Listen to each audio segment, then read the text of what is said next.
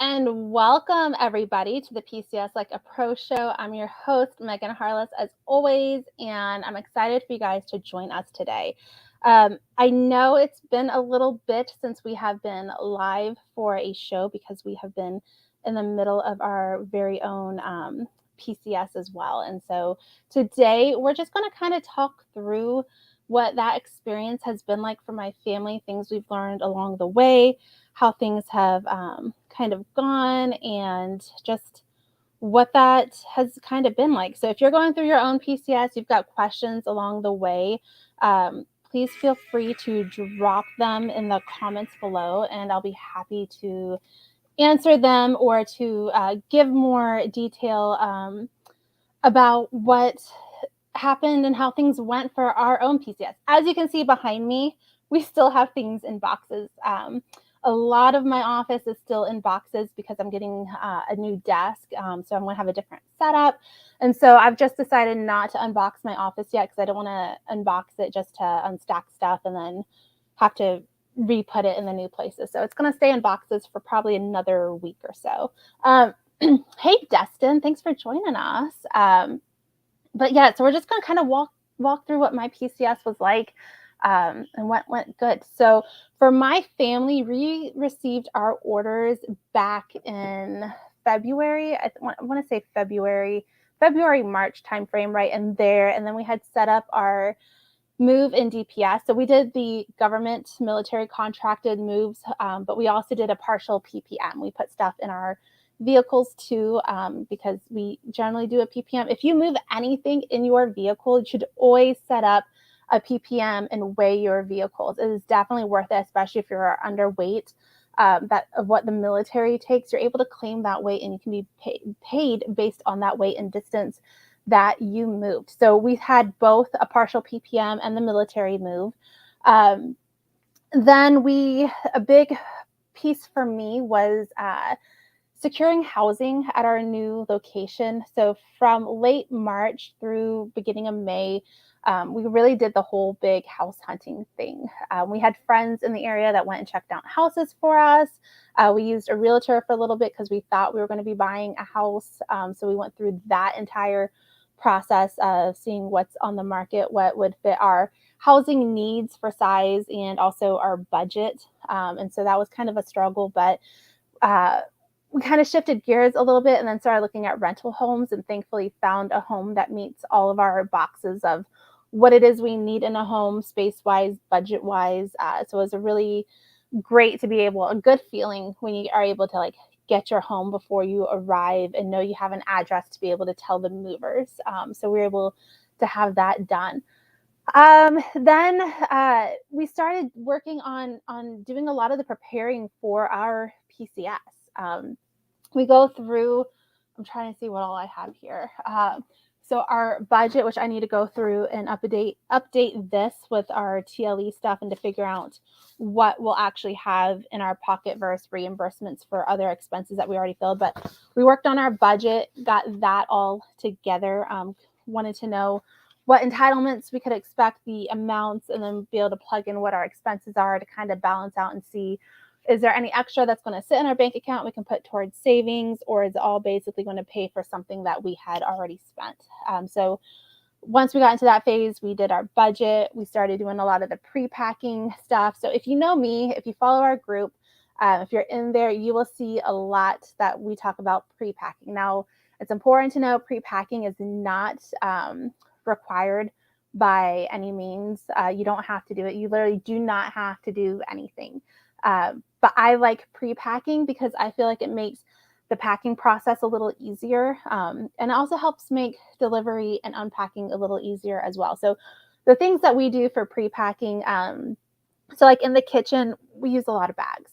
You'll always hear me talk about bags, just bag everything. But in the kitchen, like our knife block, we wrap in saran wrap because I don't want knives falling out when we're unwrapping it. Our silverware, flatware trays, we wrap those in saran wrap as well, because then I don't have to rewash everything. I don't have forks and knives and spoons falling out all over the box as well.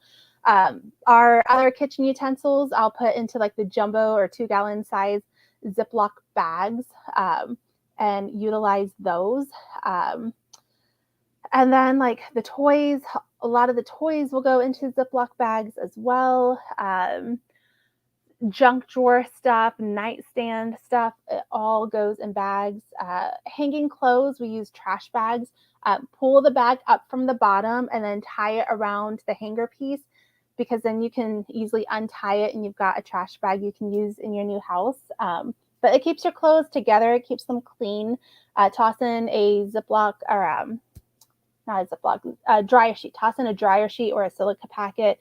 Helps keep it fresh. Or use the scented trash bags as well. We've done that a few times if we've been able to find them, just to help keep your clothes smelling fresh. And then we do use a lot of the Ziploc flex totes, those blue flex totes. All of our folded clothes, our linens, our towels, our bedding, that all goes in those as well, with, again, a dryer sheet, silica packet, um, and everything, because then I don't have stranger hands touching our clothing and our linens. And then again, I don't have to rewash everything upon arrival. I know it's been kept clean. I know it's ready to go. We just open the Ziploc flex tote, put the items back in our drawer, and we're good. Um, so we do a lot of that pre-packing in our home. I have my own home inventory, and I will get the link for our Google Drive, and I will get that dropped into the comments here.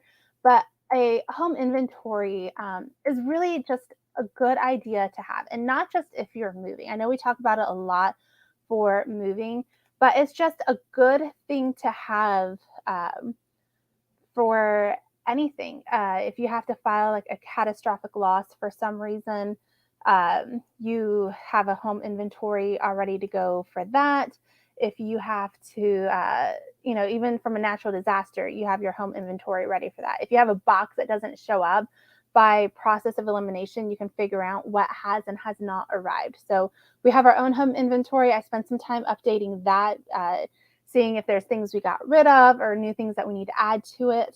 Usually, anytime you make a big purchase, you should update your home inventory. Christmas time is a great time to update your home inventory.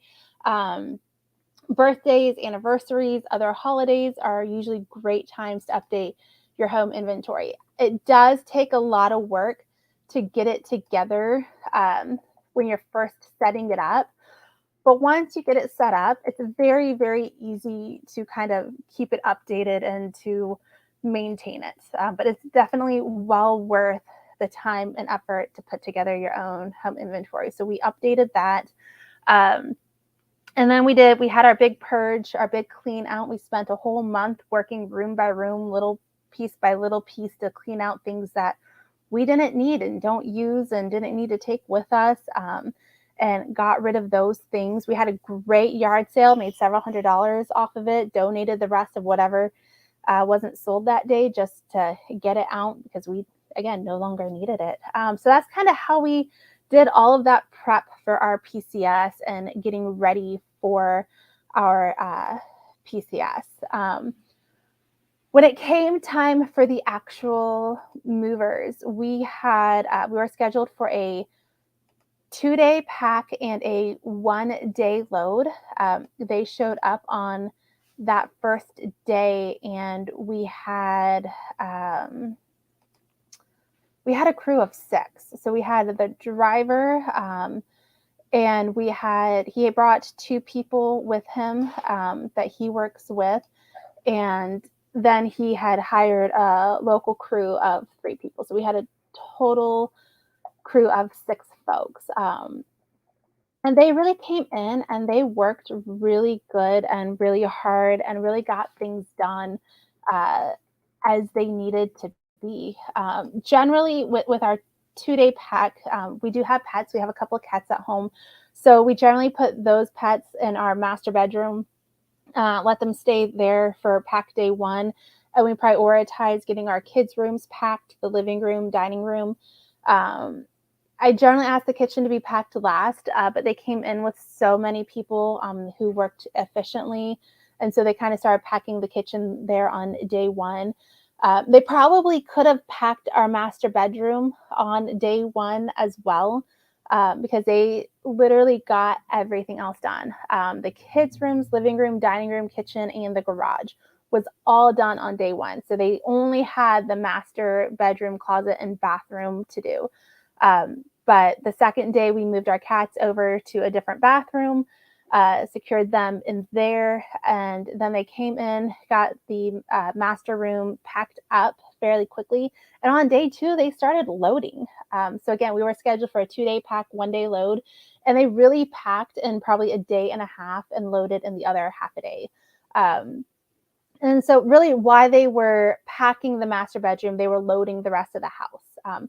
And for us, it worked well, just because I knew nothing was coming out of that master room yet. None of that stuff had been inventory. They were just packing it.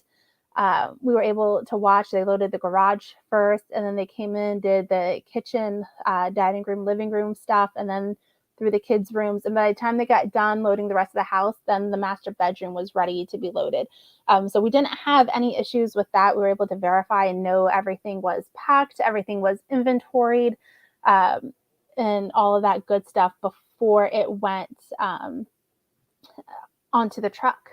So our 3-day plan got shoved down into a 2-day plan. Honestly, I didn't really mind it. I was kind of, ready for it. Our home was really kind of ready for that. And so for us, I'd rather be ahead of schedule than behind schedule. And so having that kind of shoved down to 2 days gave us an extra day to kind of clean the house and get all of that stuff done before we cleared it and left. So I didn't mind having that extra time. So I didn't mind that really at all. After that, we went and weighed our cars full and we got on the road. We still need to weigh our cars empty here. I've got, where is it at? Comes out of my PCS binder. This clips into it, but it's all of our receipts, hotel receipts, gas receipts, weight tickets, meal receipts. Basically, everything gets put in here. So that way it's all organized and together. And I know where all the receipts are for when we submit our travel voucher. I think based off of just looking online at the online weights of our vehicles and what these weight tickets say, between our 2 vehicles, it's about 1,100 pounds that we put between our 2 vehicles. And with our shipment on the moving truck, that'll be underweight once they take the Pro Gear and the packing material deductions. So we should be able to claim all the weight that we moved in our cars and get paid for that and have no issue with that. One of the things that I did do on those packing and load days, you can see some of them on the boxes behind me, but I use room labels. I absolutely love room labels. If you don't use room labels, you need to. So I use this set. There's all different ones, different colors for everything. So this set comes from a company called Box Ops. Let me go right here to the comments real quick. I can just type it in there for you. So Box Ops. It's a military spouse-owned company. I absolutely love the system that Shay has designed, and we have a past webcast on it with her where we talked more in depth about this. But you see the size of the labels, and as you can see back here, they are designed to wrap around the corner of a box. So then you can see the label from 2 sides. It gives you space where you can write the inventory number on it. So that way sometimes, those inventory labels sometimes fall off, right? And so being able to have this label where it gives you a spot for that as you're putting them on, you can write box 17, box 32, box whatever. So you know what that box is. It's got a spot where you can also write the location of it. So like, kitchen, everyone knows where the kitchen room is, but like the bedrooms, there's a couple different colors for bedrooms, but like you could write if the bedroom was upstairs or main floor or in the basement. So that way people know where they would need to go. But the great thing about this is that Shay also provides you, depending on which level of kit you get, she gives you different door hangers to go with it as well. So the door hangers correspond to the color of the label that you have. And so that way you could just put these on the door and it's basically match the label on the box to the door hanger on the door. My crew had never seen box labels before, and Our driver absolutely loved it. He was just like, that's going to make delivery so much easier. And it truly did. So when they showed up here to deliver, and we had Chris, our driver, and we had one of the guys from our pack out as well. And then we had 4 other guys from the local area. And so as we did the tour around the home, explaining where things went, what things were, and everything, like Chris helped point out like the door markers as well. And he was like, you're going to see her brightly colored labels on it, and you're just going to match colors. Like that's what you're going to do. And so it made directing traffic a lot easier on delivery day because of that. And it was just a really nice touch to have. Also on delivery day, I don't know where it's at. Here's an extra one. So I have my own bingo sheets. These are in that Google Drive that the link I dropped into the comments. So I print off a couple of these. Some drivers come with them, some don't. So I created my own to have it. So that way, if they don't have it, I've got one. It helps make checking off numbers a little easier. Everyone has their own method of what they prefer. But for me, we put our kids to work this time.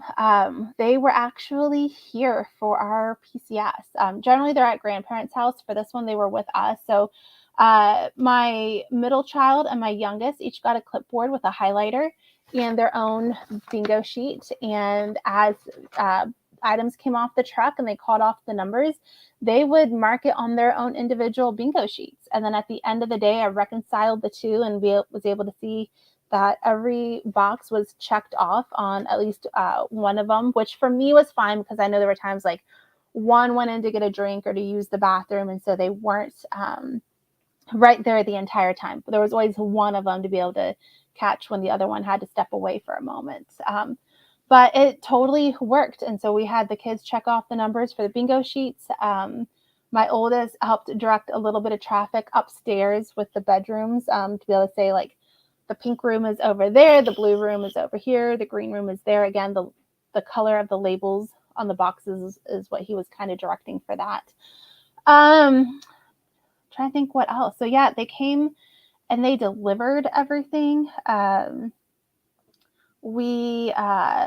put together all of our furniture stuff, which they are required to do. So anything that's disassembled at your origin location by the moving crew, they should be reassembling it at your destination. And so for us, that was mainly a couple of bookshelves and our beds, really. Oh, and the tables, our kitchen table and our dining room table. They reassembled those items for us. And then we requested a partial unpack. You can request a full unpack. If you want an unpack of any kind, a full or a partial, you should totally, you need to request it in advance because they need to be able to staff your move appropriately. You can't wait till the day of delivery and say, I want a full unpack, and, it take 8 hours to unload the truck and then, the unpack. So you need to request it in advance so they can properly staff your delivery to be able to have that. And so for us, we requested a partial unpack. We always request a partial unpack. And so for us, that partial unpack usually includes our wardrobe boxes. It's too, because everything's pre-packed already, it's too easy for those that they open the box and they take the items out and they just hang them in the closet. We'll take the bags off later. We'll organize, the closets, separate my clothes from my husband's clothes again. But it gets those big boxes out of the way. Our high value items, those get opened on our partial unpack on our delivery. I have a lot of crystal and china and breakable things. And so there's always a lot of paper involved with those. So we unpack those so I can get all of that paper and those boxes out. Our kitchen, we usually do our glassware and our dishes because I want to be able to get those out, get those into the washer and the dishwasher and get those clean and then put away. And again, it's more paper and more boxes that gets removed and taken with them. And then it feels like the house isn't like, when we start unboxing, it doesn't feel like we're starting kind of like at ground zero sort of deal. We already have some that's been unboxed, and so it just makes it feel like the process has already started, and it's not as daunting as what it could possibly be. Um, so that's kind of how we work that. If you're in the group, you'll know I did a poll recently in there about how do people unbox their home? Like, do you divide and conquer? Do you go room by room with a little bit here, a little bit there? There's some good commentary there from a lot of people of like, we start in one room and then we have something that needs to go to another room and then we get distracted and start unpacking that room. For us, I would say, besides my office, again, because this isn't getting unboxed for another week since I'm getting new office furniture, besides my office, every room I would say is probably about 80 to 95% unpacked right now. And we just received our stuff on July 1st, so last Friday. We've got a few boxes in the kids' rooms that we need to finish up. We got a few boxes downstairs in the basement when the area that we're kind of making like the gaming hangout spots. We got some boxes down there. There's a few boxes remaining in our bedroom. There's a few in the garage. So besides my office, that's a mess.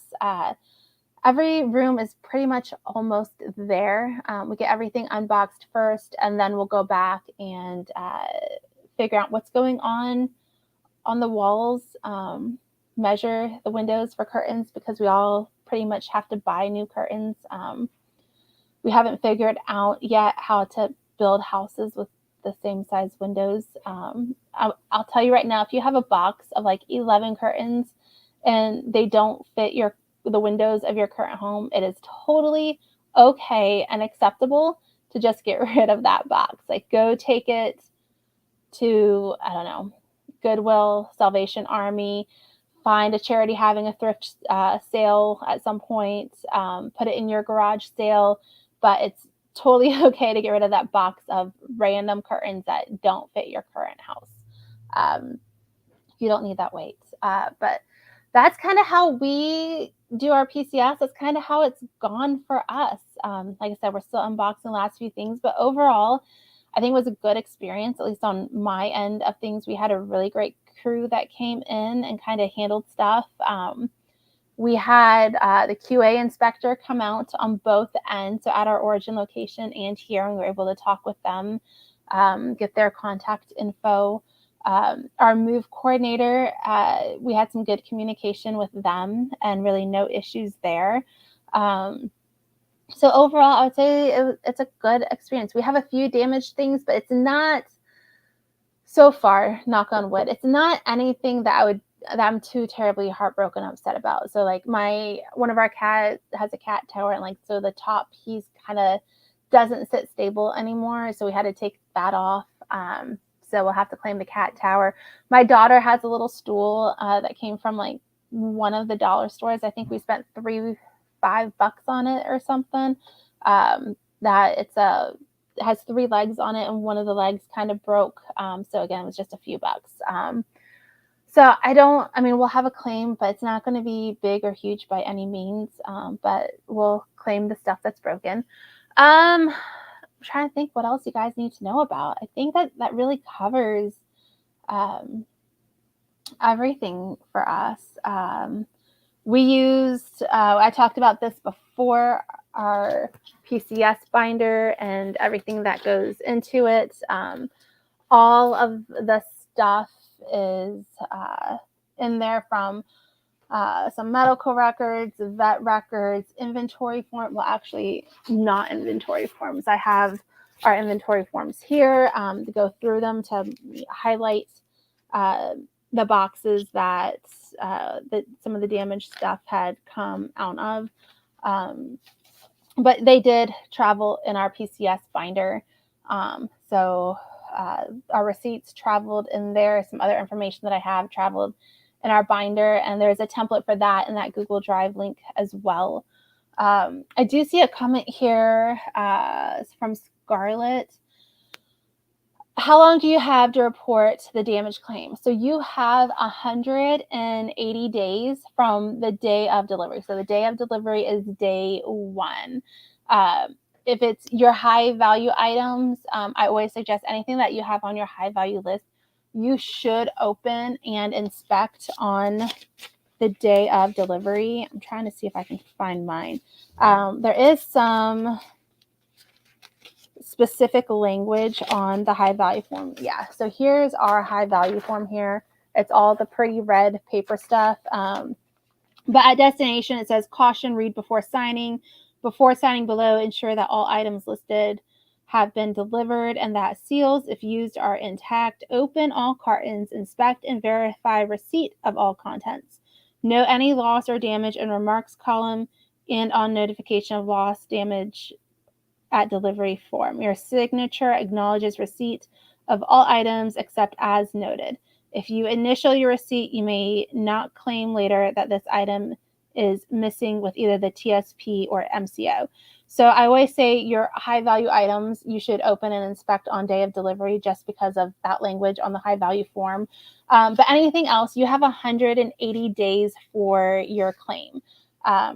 So you can go in there, we keep, and I have, it's probably upstairs, I have a notebook that we have. And so anything we find that's damaged, we write down the inventory number that's on the box. We write down what the item is. And then we take a picture of it. So we have that. That's how we do it. And then we'll go into DPS later and file our claim. In DPS, there's two kind of buttons you can choose. One is to start your claim. One is the loss damage report. If you want to add stuff as you go, you can do the loss damage report and add things to it. And that's your notice of you're going to submit a claim. And doing that within 180 days will give you then a full 9 months to unpack and submit your claim. It's a great option if you have little kids, you're not unpacking everything at once, you have a spouse deployed or going TDY, and so like some things just aren't going to get prioritized with unpacking. But if you're like others where you get everything unpacked within a week or 2 weeks, whatever, and you have all of the information, you've gone through everything, then I would say just go ahead and do the claim piece of it, the start the claim piece. But it's 180 days, and that doesn't matter on your shipment.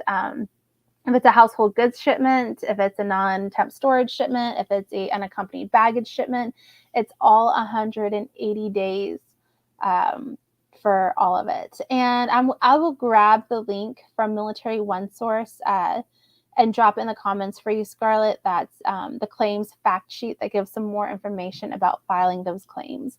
But yeah, you do have 180 days, but all high value items should be noted the day of delivery. So I think that's about it, y'all. Like I said, we're just working on unboxing now, getting the last little bit done. And that's really where we're at. By the weekend, we should have boxes out. With boxes, debris when you're done.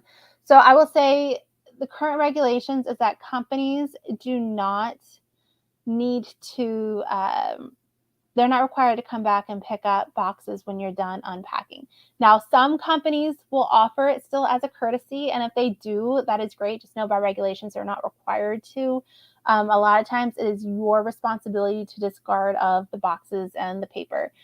A little tip is that if you post them on Facebook Marketplace, you have free boxes, put them on the curb and whatnot, I guarantee you people will come and take them. We did that at our last location, and within 2 days, like every time we had a big pile, we would post it, go put it on the curb, and it would be gone. I think so. We had about 2 days of that, and they were all gone. We took, I think, a few stragglers down to the recycle center. But yeah, so you can do that, take them to the recycle center. If you live in a place where you can put them on the curb, you can do that as well. If you're near a major military installation, I mean, it's still PCS season. A lot of families are transitioning to do a personally procured move, a PPM, the new Diddy. And so they might be looking for boxes as well. And so it's just a quick, easy, cheap way to be able to get rid of them as well.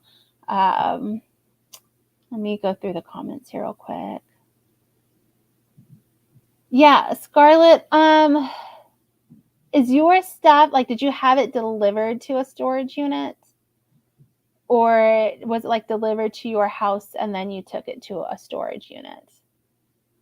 Because that might make a little bit of a difference. If it was delivered to a storage unit, you still have 180 days from the day it was delivered to the storage unit. I would recommend filing the claim for those items while they're still in the storage unit, just because if you move them then to your house and then try to claim them.